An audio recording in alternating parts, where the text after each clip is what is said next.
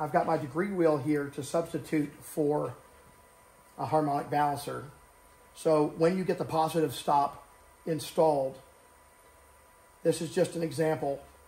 Let's say you turn it counterclockwise, and when you come to a stop, you put a mark on it here.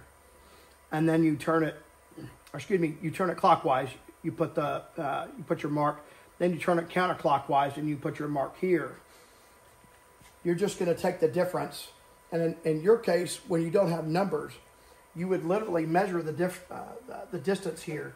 So if it's 4 inches, then you would, and you could lay a piece of tape across the balancer and hopefully see through to the marks. Mark that, take it, lay it on a piece of table, measure it, mark the spot in between, maybe cut a hole, put the tape back on there, and then mark your in-between spot. But let's say, just for gits and shiggles, my mark is at 80 and 150. If it was a numeric thing, then you would take the difference between 80 and 150, which is 70, and then you would either subtract 35 from 150 or add 35 to 80, and you would end up at 10, 20, 35, 115, either way. So when you don't have a balancer with numbers on it, then all you have to do is, again, just measure. And once you find top dead center, then what you're going to want to do is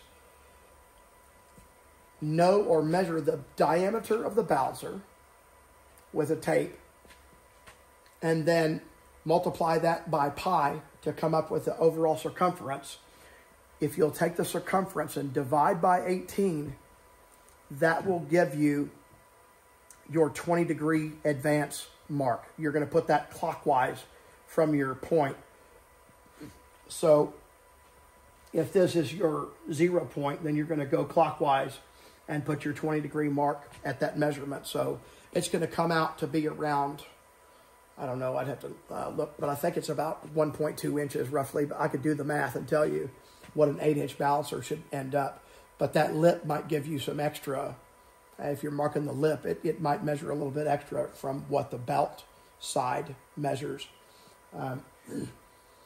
Next, if you want, you can also take half of that, and I would recommend doing this. I would take half of that number.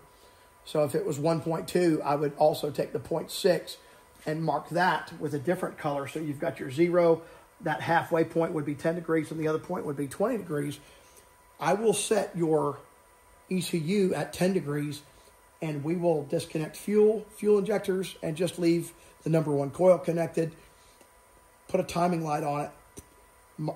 Look at the timing light down here and try to see where, when you crank it, you'll have to get somebody to crank it for you, but we're going to try to figure out the timing light will shine at the 10-degree mark if I set cranking spark at 10 degrees. Then once we get that dialed in, put all the plugs, reconnect the injector, all the injectors, put the plugs in, spark plug wires. We'll get the engine running, warmed up. I'll set the timing locked at 20 degrees, put a timing light on it once again. We will confirm that is correct. If it's not correct, I'm going to change the ECU offset until it is correct. And then you are set with your foundation. If you have any questions, give me a shout.